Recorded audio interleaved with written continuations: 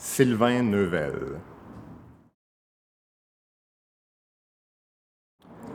Well, most people would think of space and aliens and ships. To me, it's fiction that has science in it, where science plays sort of a part in the premise and the plot. It's the type of thing that I normally write.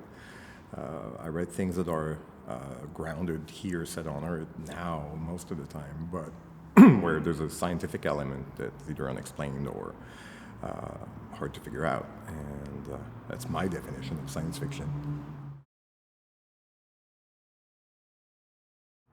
It's an interesting question. Well, I think pretty much anything that can accomplish a task involving information. It's a very low bar, but that's where I would start.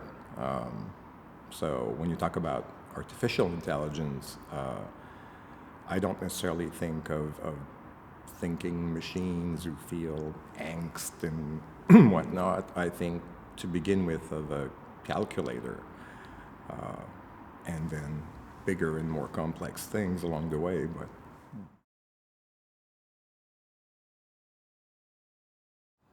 not really. There are a lot of doomsday scenarios out there. There's a great article by Ted Chiang, who wrote a short story on which the movie The Arrival is based on, where he talked about our vision of artificial intelligence as this thing that will consume everything, and he connects it to the way software startups operate, where you create something and then you grow and grow and you start buying other little startups until you're like this all-powerful Google or something. But it's a very Silicon Valley way of looking at things, and I think what his point is that we tend to sort of view AI as in sort of a similar way, sort of applying the same business model as those software companies. It's a great article. It's online somewhere. I think it's in, I don't know where it's at, but easy to find out.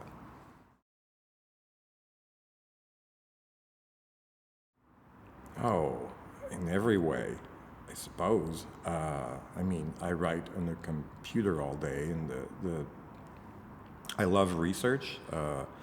Types of works that I do involves a lot of research. I did way more research for my first book, Sleeping Giants, than I did for my PhD in linguistics, maybe by a factor of 10.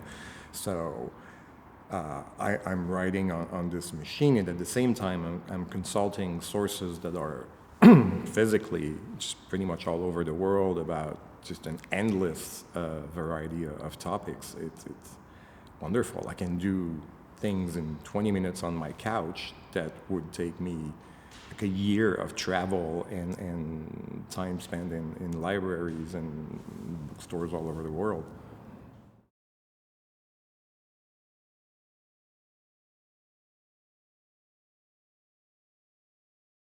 Not really.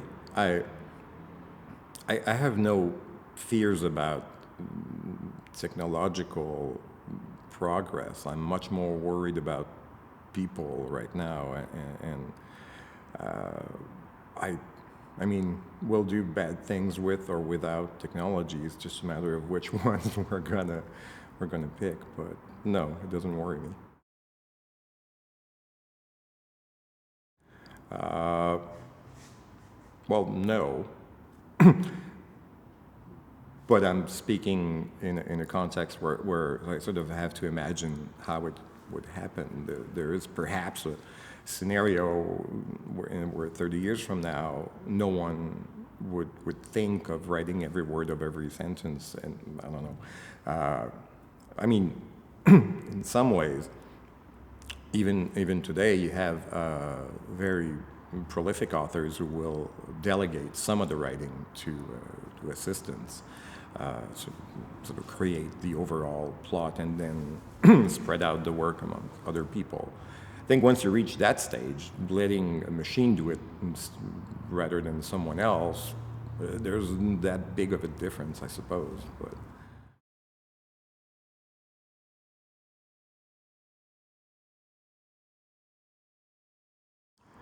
I don't know. I think of all the authors who've passed that I like, most of them at least, I think I like because of the cultural and political setting their novel was written in. So you take La Clause, Les Liaisons Dangereuses, for example. I love the book. It's a critique of the elite society at the time, but if you, without this context, I don't know if I'd be that interested in reading something in his style. So it's not something that really draws me anyway.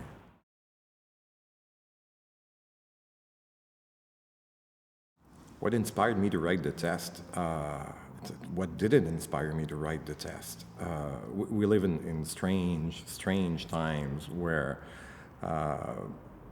people are sort of finding new ways, going out of their way to create excuses to hate people they've never even met, and making life difficult for them, forgetting the lessons that we should have learned not that long ago. I mean, some of which have are sort of very present in this city, and we seem to be bound to repeating the same stupid mistakes. It's on the news. It's everywhere. It's on the street. It's in every city, every country. It's hard to sort of escape this climate of hatred, and so I don't know. This book just came out.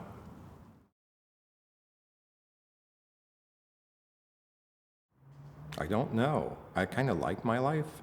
I'm not sure I need it enriched in many ways, but I'm sure there are tons of ways. I don't.